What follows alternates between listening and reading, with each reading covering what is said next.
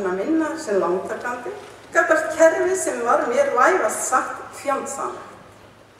Ennþá enginn að gæta hagsmuna lántakenda í bankanum, en heilt kerfi hálaunaðra starfsmanna að gæta hagsmuna kröfuhafa.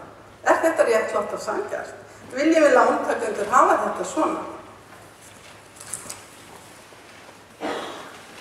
Í skýrslu skuldavanda heimilina sem útkom á vegum forsætisráðuneytisins fyrir rúma ári kemur fram að þegar kröfur bankanna á heimilinu í landinu voru fluttar frá gömlu bankunum í nýju bankana fengu þeir lánasafni á útsölu virði. Ekki gefið upp hversu mikil afföllum voru, en ég hef heyrt tölur allt niður í 80% afföll. Takið eftir 80% afföll. Þetta var gert til að skapa svigrúm fyrir nýju bankana og bjóða viðskiptavinum í skuldavanda ýmis úrræði eins og sagt í skýrslunni. Ríkisstjórnin fól sem sagt kröfuhöfum að leysa skuldavanda íslenskra heimila. En þeir hafa auðvitað ekki gert það. Þú felur ekki þeim sem þú skuldar að leysa skuldavanda þeim. Þar fara hagsmunir hreinlega ekki saman. Þetta þykir þó sjálfsagt og eina úrræðin sem heimili í skuldavanda boðið upp á fyrir utan að leita náður umboðsmanns skuldara. Bara nafnið á stofnuninni, umboðsmaður skuldara, lýsir vel viðhorfi stjórnvalda til fólks í greiðsluvanda.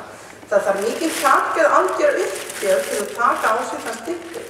Hvers vegna ekki umboðsmaður lántakenda til að gæta hagsmuna allra heimila sem eiga í greiðsluvanda?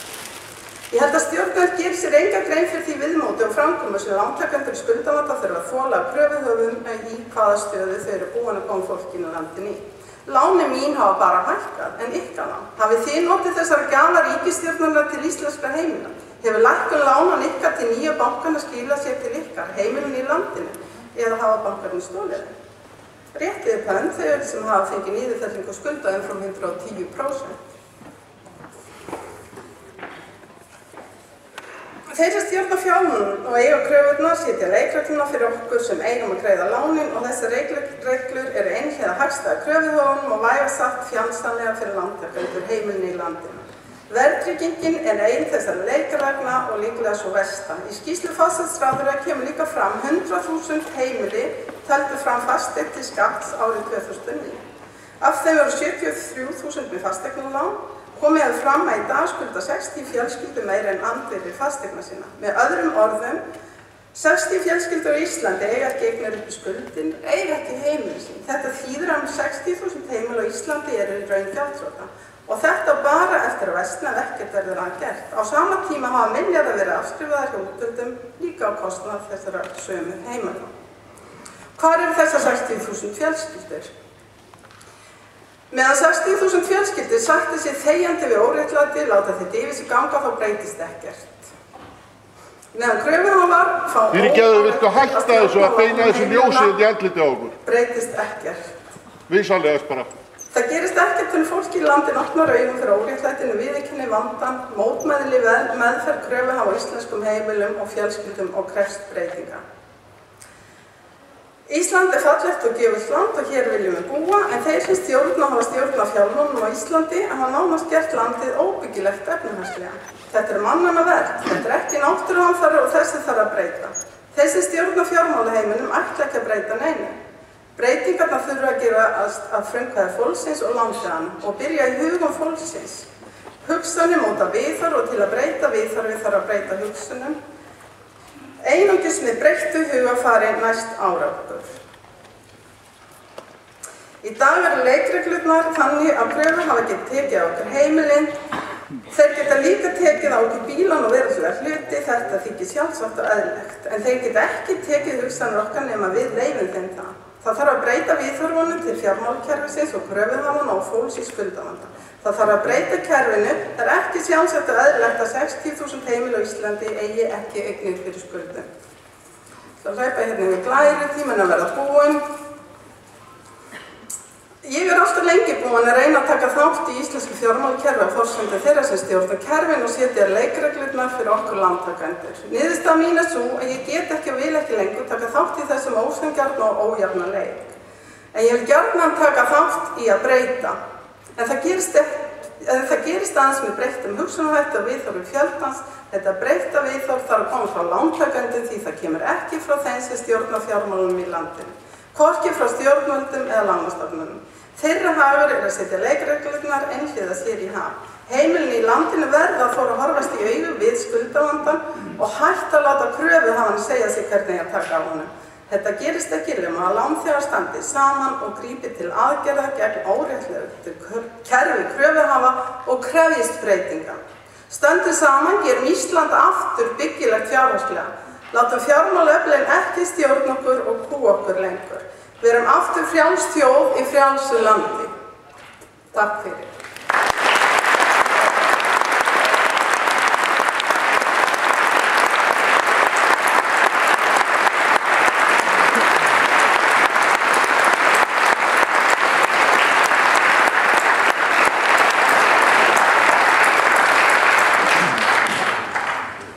Við þökkum Ólöfu kærlega fyrir sitt erindi og bjóðum Karl Sigfússon, betur þekktan sem millistéttarauðlan, velkominn hingað upp.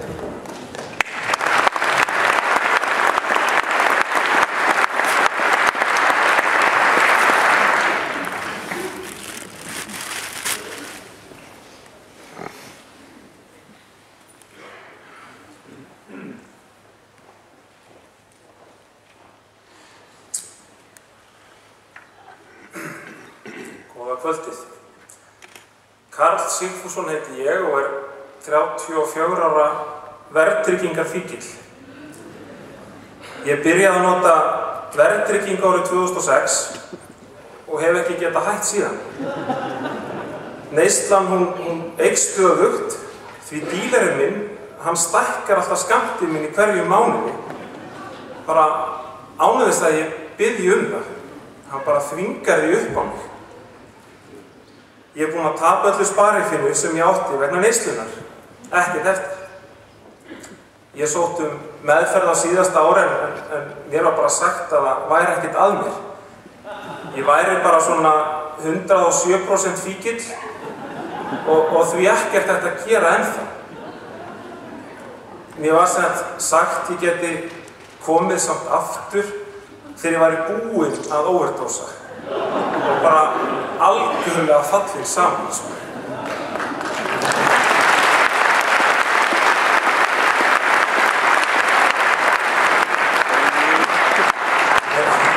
Nú skil ég hvernig Bjarnar Ben leið á landsfundinu, það bara klöppur bara.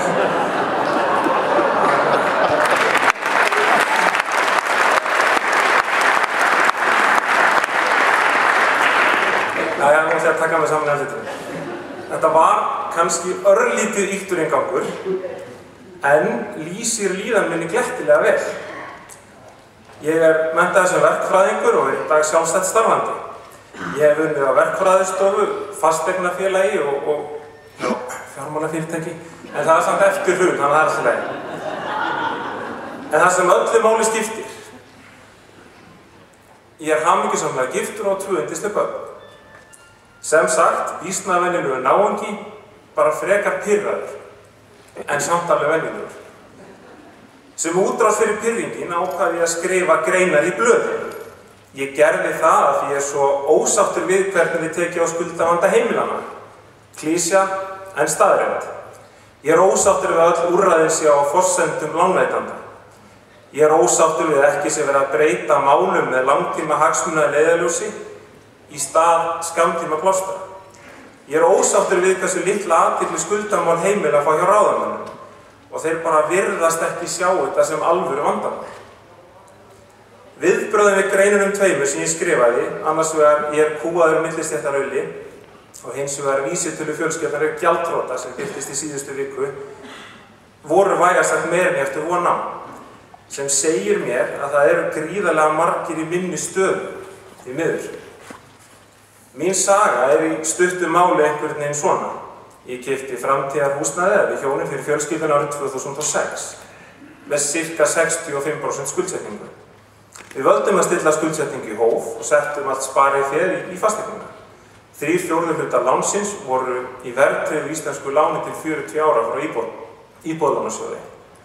Ég fór, sem sagt, svona frekar varfærna leið, svona að ég taldi. Eftir á hyggja, og það var þetta alveg bara skelfileg ákvörðun, bara svo vestan þegar ég tekið á æfinni því miður, svona yfir 100% skuldsettur, cirka, allt sparið því horfið, Fasteignin hefur lækkað þetta 10-15% og lánin hækkaði yfir 40%, þrátt fyrir greiðslur af lánunum á þessu í skýlum. Eftir á hyggja þá hefði ég verið betur settur ef ég hefði skuldsett mig meira og lagt hluta af sparifínu til hliðar. Hefði þá dottið inn í þessa frábæru 110% leið og því verið svona sirka bát svipað skuldsettur og í dag. Ég ætti líklega alveg skverað hús með flottum húsgögnum og kannski einu málverki eða tveimur. Og ég væri líka, sem skiptir eiginlega mestu máli, ég væri tryggur með lága óverðtryggða vexti næstum 5 árin, því að það voru skilmálarnir hjá þeim sem við vorum erlend lán og voru endurreiknuð, að þeir nutu þarna hagstæra lánakjörum næstum 5 árin með að njóta. Það er merkilegt hvað lífið getur stundum verið öfugsnúið og órafgreitt. Síðustu vikur hef ég fengið svona hálfgerða bakþanga eða þannig og fór að velta fyrir mig hvort að ég hafi verið svona ekstra áheppinn eða vitlaus eða er svona vísitölu Jónin, ef við persónulega gerum hann, í svipaðri stöðu.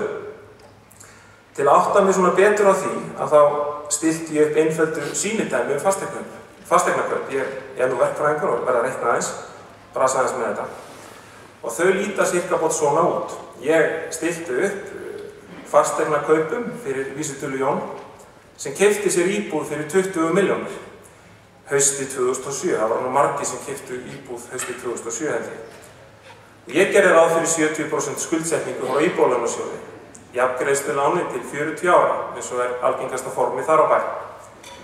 Viðkomandi lagði sett 6 milljónir í kaupin. Súlan til hægri, janúar 2012. Í dag, sem sagt. Eigið fé farið, lánið hækkað og íbúðin lækkað lítilega.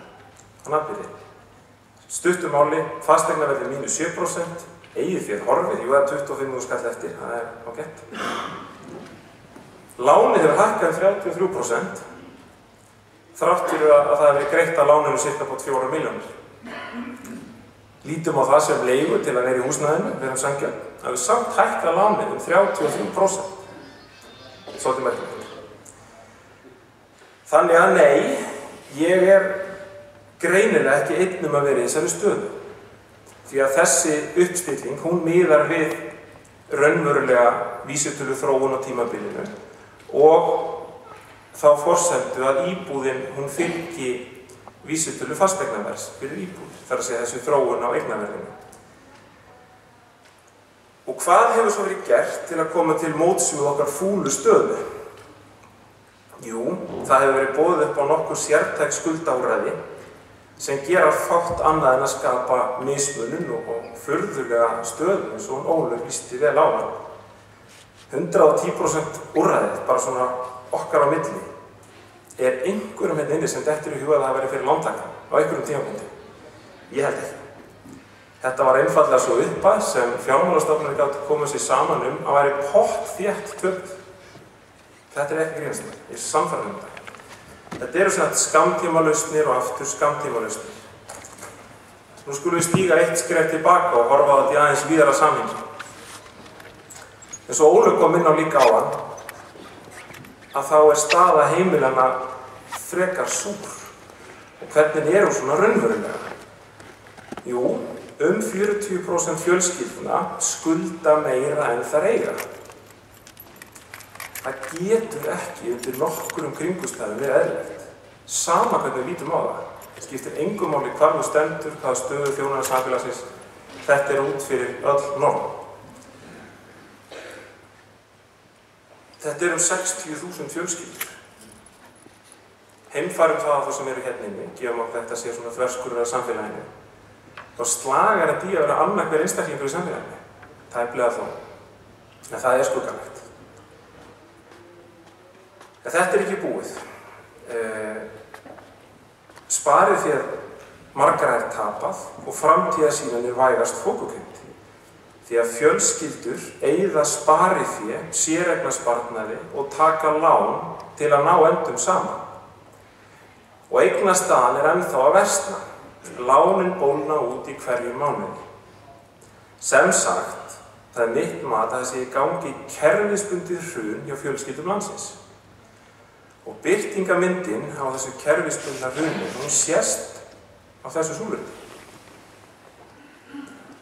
Þetta súluritt fengið úr hinu margrómaða tímariti Tíund sem væntanlega á náttborðum allra heiminni. Það gefið út að, þetta sagt fréttafla ríkisskattstjóra, októberheftið 2011.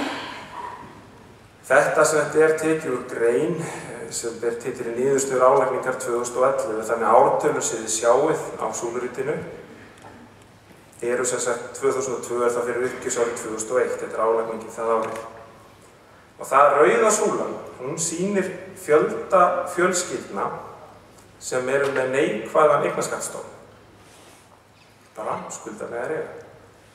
Bláa súlan sýnir hið andstæða, það er að segja jákvæð. Þetta í einhverjum svona balans 25.000 fjölskyldur, 20.000 sem á örugglega að útskýra á þann máta að þetta eru kannski aðilar sem hafa farið í nám, jafnvel til útlanda og tekið námslán og flutt heim og fengið lán hjá foreldrarnir fyrir fyrstu íbúðarkaupunum. Þannig að eignirnar duga ekki fyrir skuldunum. En síðan bara gerist eitthvað þarna árin 2006 og 7, 8 og 9 og 10. Að þarna bara spíralast upp einhver tóm vitleysa. Og það þarf ekkert sérstakt hugmyndaflug til að spá fyrir stöðuna fyrir næsta ár. Þannig ég býð svona, bæði og spenntur eftir októberheftinu 2012 hjá Tíund. Það sem sagt bara öllum sem vilja sjá að það kerfisbundið hrun hjá fjölskyldum landsins. Það eru meiri háttar kerfisgallar í hagkerfinu okkar. Hagkerfinu sem líklega að sýna sitt rétta andlit akkúrat þessa dagana. Við vekja athygli á nokkrum svona kennitölum samfélagsins í dag. Það er 7,3% atvinnuleysi fyrir utan þá sem fluttu til Noregs. Það er fjárfestingin, hún í ennþá í lágmarki, hún gríðarlega lág. Það eru gjaldeyrishöft og samt 5,3% verðbólga. Og spár greiningaraðilar spáði að hún verði aðeins hærri, slá upp 6% núna við næstu tölur Hagstofunnar. Hvað það? Ég við skortir hugmyndaflug til að fatta þetta. Ef við getum ekki haft stjórn á kerfinu í dag, við alveg ótrúlega stýrðar aðstæður, það þá yfir höfuð mögulegt einhvern tímann? Og þetta kannski bara birtingarmynd á kölluðu kerfi sem farið að hringsnúast sjálfa sig. Það ekkert vafamál í mínum huga að verðtryggingin, eins og hún praktíserið í dag og það lánafyrirkomulag sem fylgir, einn af stóru kerfisköllunum í samfélaginu hjá okkur. Verðtryggingin hún deyfir lántakann sem og lánveitandann fyrir raunverulegu vaxtastigi með tilheyrandi aukaverkunum síðar meir. Og þær eru þannig að lántakandinn hann mun ekki geta borgað lánaölluningindum og bara svona bæði og að það einhver lánveitandi hérna, þú myndi ölluningindum ekki fá lánið tilbaka, bara svo vitir það. Það eru litla líkur á því, Verðtryggingin gerir að auki stjórntæki Seðlabankans bitlaust vaxtaákvarðanir og dregur verulegur virkni vaxtaákvarðanir sem eru teknar sem ekki byrja að virka fyrir en í óefni komið. Verðtryggingin að mínum að sliga heimilin og ef ekkert fyrir aðgert mun vandinn verða umfangsmeiri og á endanum mun hann sliga samfélagið allt. Það bara staðreynd sem við verðum að fara að viðurkenna og ekki bara þeir sem skulda, líka þeir sem eiga pening. Ef ekkert verður aðgert verður staða íslensku kjarnafjölskyldunar í samræmi við skopteikningu frá honum Halldóri sem með myndirnar í Fréttablaðinu. En ég vona svo sannarlega svo verið ekki. Takk fyrir.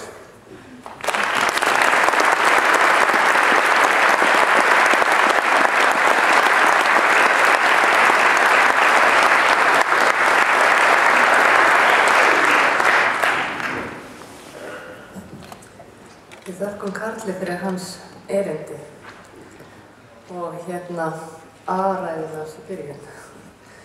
Og við byggjum Eirík S. Svavarsson að stíga fram. Hann ætlar að stýra pallborðsumræðu og á meðan hann gefur Sverri bolla sínu orðið í 2-3 mínútur þar sem hann gerir grein fyrir sjálfum sér, hann Sverri sem sagt, og bregst ef til vill við erindum Karls og Ólafar, þá opna ég fyrir mælendaskrá og ég bið Helgu Þórðardóttur og Eyrúnu Ingadóttur að koma hérna fram og aðstoða með að koma skilaboðum röð mælenda til þeirra sem eru með hljóðnemana. Þið gefið mér skilaboðum það að þið séu að biðja orðið. Mér langar reynda líka til að nota tækifærið og benda á að öll gæsla og öll vinna á fundinum unnin í sjálfboðavinnu, en það kostar þó nokkuð að leigja þennan stóra sal með hljóðmanni og græjónum hans. Ég vona að þið hafið rekist á fólk með hvítar fötur og leiðinni hingað inn og bið ykkur endilega að hjálpa okkur að safna upp í leiguna. Það reyndar einn maður með posa, svona en við erum bara með plast og hann hérna frammi, hann í rafmagni þar. Þetta fólk verður hérna við útganginn eða útgangana í lok fundarins, þannig ef þið voruð ekki búin átt ykkur á þessum fötum fyrr, þá getið þið brugðist við þeim áður en þið farið. Og eins og ég sagði þá ég bið ykkur að ná athygli minni, þannig að ég geti sett ykkur á mælendaskrá, en að við lokum mælendaskránni tímanlega þannig að seinni hlutin geti byrjað klukkan 9. Ég þarf nú reyndar að bregða hérna aðeins og ná í gulu miðjan en sem sagt gefa Eiríki stjórnina hérna.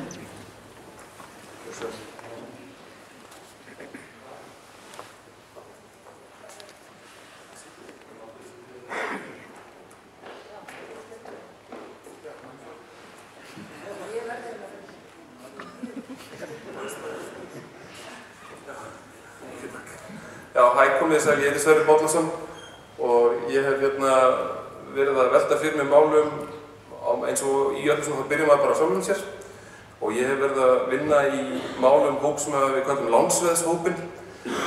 Lánsveðshópurinn þekki hann ekki að þetta ungt fólk yfirleitt sem þurfti að grípa til þess að fá lánað veð hjá foreldrum sínum eða öðrum einhverjum velviljuðum til þess að geta fjármagna sín íbúðarkaup. Þessi hópur, hann er svo óhefnir, hann fær ekki einu sinni að taka þátt í 110%-leiðinni. Sama hvað eru sett hana, þá fáum við erum ekki einu sinni með í þeim grúpu. Af því að öll lán sem eru tekin með lánsviði, að þau eru ekki lánin okkar. Þótt að við fáum að borga þau, þá eigum við ekki þessi lán.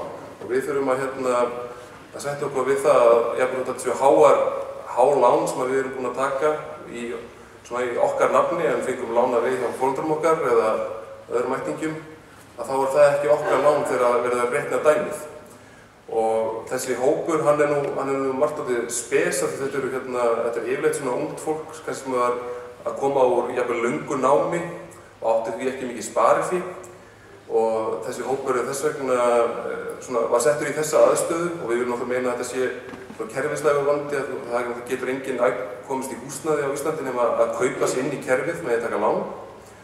Og þessi hópur er oft fólk sem er kannski ekki endilega mestu vandræði með að borga lánunum sínum, af því að þetta er oft mjög langskólagengi fólk sem er kannski eftirsótt á vinnumarkaði og þarf að lenda ekkert endilega í vanskilum, en guð minn góður hvað það er skuldsett og það mun aldrei geta selt þessar eignir sínar.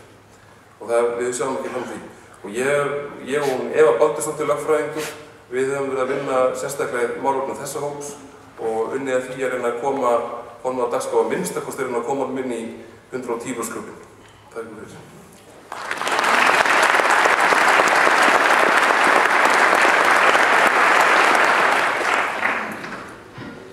Já, ég hveti ykkur endilega til þess að annaðhvort segja eitthvað af ykkar reynslu á bönkunum eða spyrja þau eitthvað út í þeirra erindi. Jæja, erum við einhverjar fyrirspurningar úr sal. Mér finnst þetta svolítið mikilvægt að það komi fram að við viljum helst sjá eina spurning á mann. Það er ekki vegna þess að við viljum ekki fá fleiri spurningar frá hverjum einum, það er bara vegna þess að við viljum að sem flestum komst að.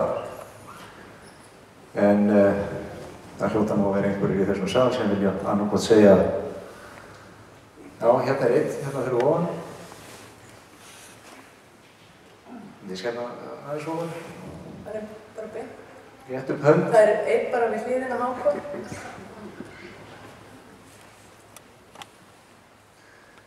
Við höfum að segja til nafns. Já, góð kvöldið.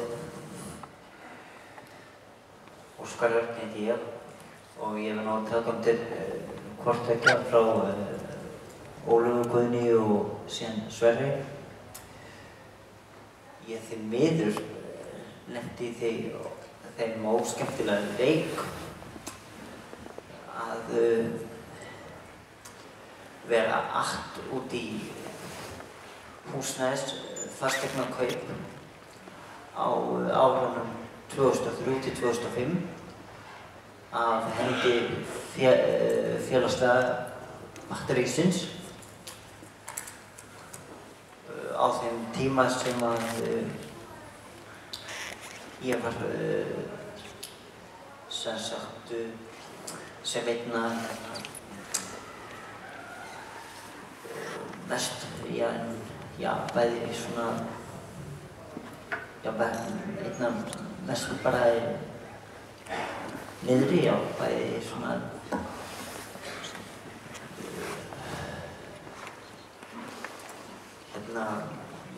líkamlega, andlega og félagslega og það var ekki tekið tillit til þess að neinu móti. Það var bara sagt við mann að þetta var alfarið sérfræðilæknisins og míns, sjúklingsins. Og það sem ég langar að segja að það eru svona Og ég byrja þig að koma með... Þetta snýr að þessu sem málið í kringum húsnæðis kaupa málinu, sko. Málið það að þessi, mér langar bara að upplýsa fólk líka í tengslum við þetta. Að þetta snýr að þessari 60.5. grein stjórnarskráarinnar varðar bann við mismunun, bara allskyns hvers áttar mismunun. Og þinn punktur við má biðja um að hraða málið í. Minn punktur sá að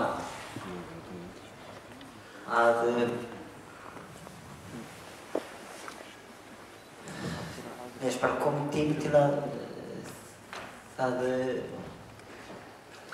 á alls uppstoppar innan utanríkis stjórnsýslunnar. Allt í lagi, þakka þér fyrir þetta.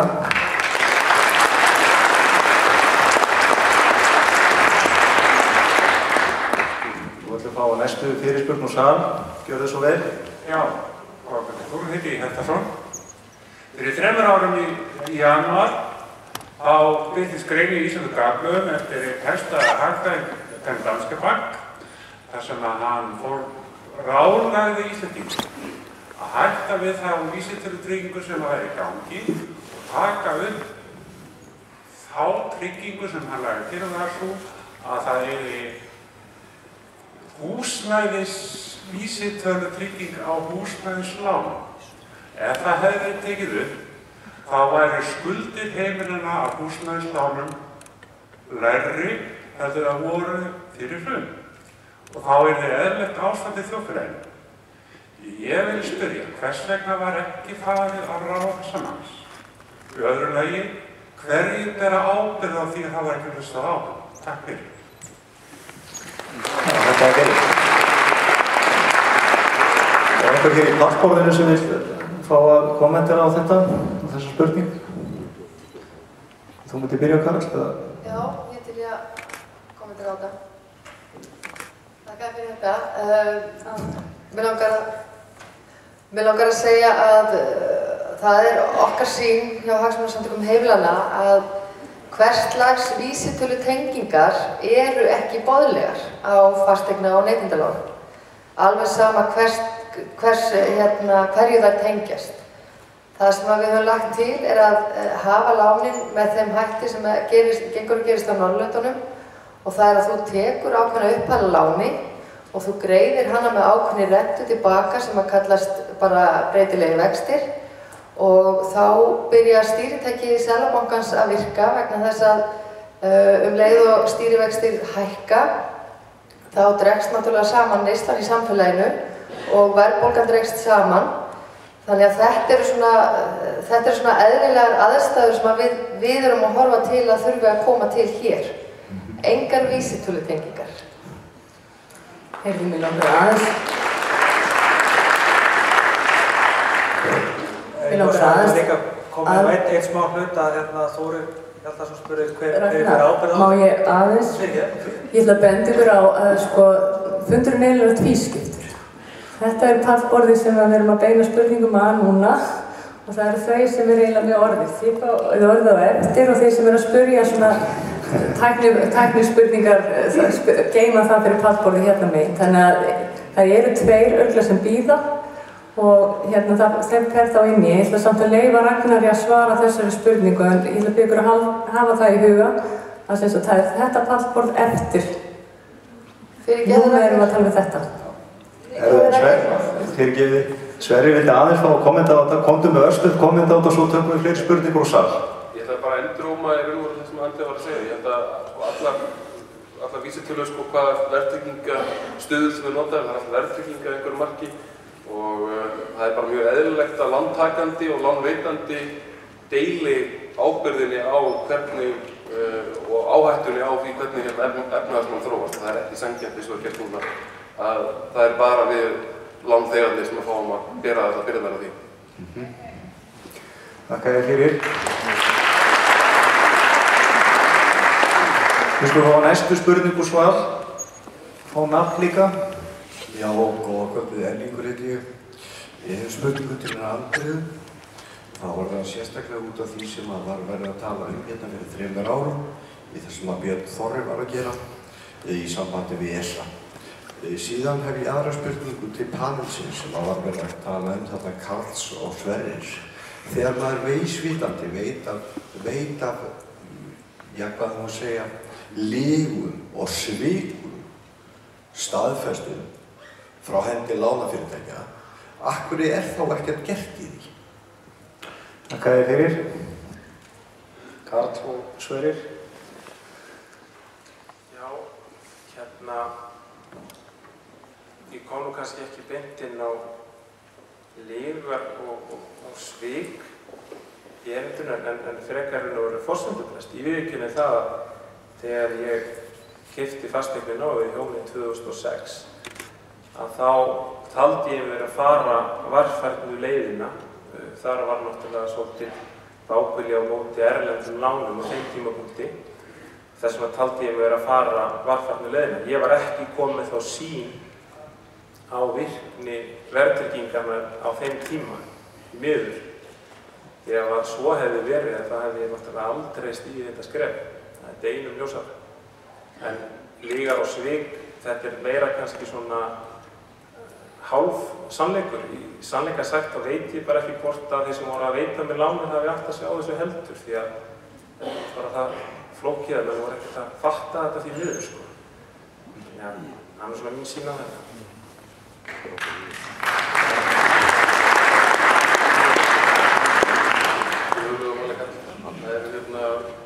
Ég held að við byggum við svona samfélagsástand þar sem fólk kannski var svona tekið að sjá ekki ákveðna hluti í réttu samhengi og það er alltaf eins og þegar áðurhefndur Lars Kristjansen kom hérna og fór að segja eitthvað hvernig var náttúrulega í pottinn búið þá var hann alltaf bara rifið niður og hættur og spottaður fyrir sitt innlegg í greiningu á þjóðarbúinu.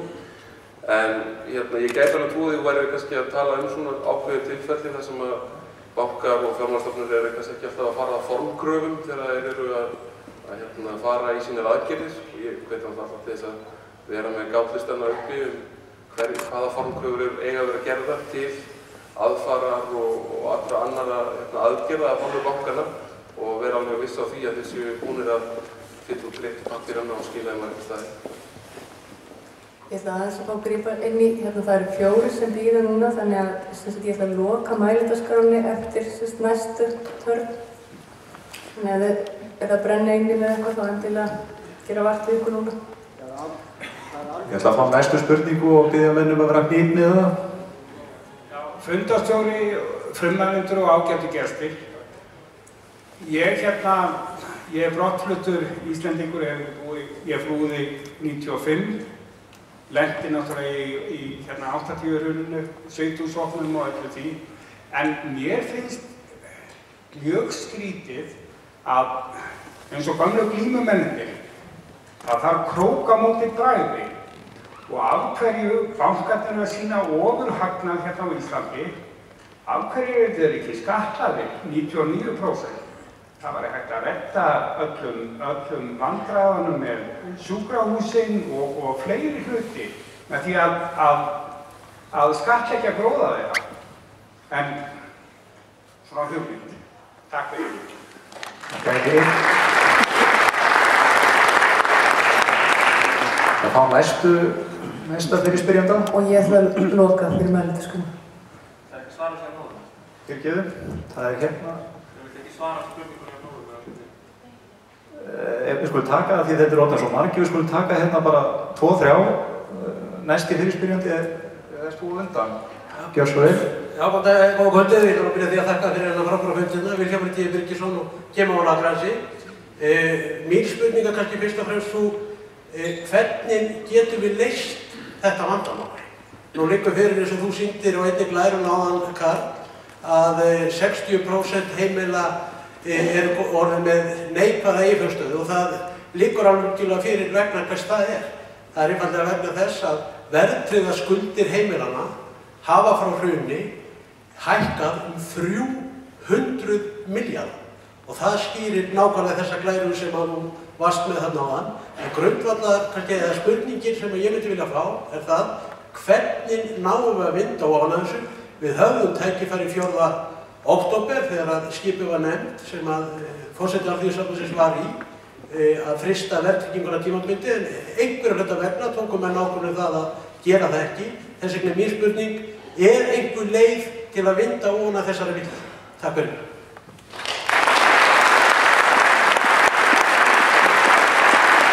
Þetta tímans vegna að fá eina fyrirspurning viðbót áður en pallurinn kemur inn. Það er hérna en það ekki... Heyrðu, það eru reyndar 2 hérna sem hefur farið fram hjá Rakel, þannig að ég ætla að láta báðar manneskjur fá að spyrja. Sjálfsagt. Heyrðu, fyrirgeð, það er einn hérna sem bara baði orðið svolítið snemma, hvort við getum ekki potað á þeim inn bara svona í lokin. Það er þá 2 hérna... Ég er alveg rugglar að þið hverjum að hátalara. Góða kvöldið, ég heiti Lára Óskarsdóttir, ég er svona bara húseigandi og veit ekki, kannski get ekki kallast húseigandi lengur en ég ætla að byggja í húsi og leigja það banka. En ég er svolítið undrandi á okkur öllum. Ég meina, það er komið, 2012. Ég bjó á Patreksfirði hérna 90 fór ég til Reykjavíkur og þá voru vinahjón mín á Patreksfirði í nákvæmlega sömu stöðu og við sitjum hér núna. Þau voru með húsnæðislán frá bönkunum og íbúðalánasjóði eða húsnæðisstjórnarsjóði eða hvað það hét þá og það var algjörlega sama ástand á þessu fólki og er á okkur núna. Það tók lán og húsið, það seldist ekki á því verði sem þetta lán var tekið. Þó að það væri kannski bara nokkrir mánuðir síðan lánin var tekið. Þannig ég spyr, hvers konar liðleskjur eru við hérna á Íslandi? Við erum búin að láta fara á okkur.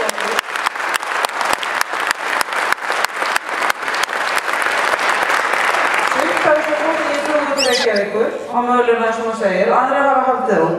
Þannig ég ætla ekki að fara að spyrja ykkur, ég vil bara hrósa ykkur fyrir að stíga fram, greinarnar ykkur annars er að skrifa.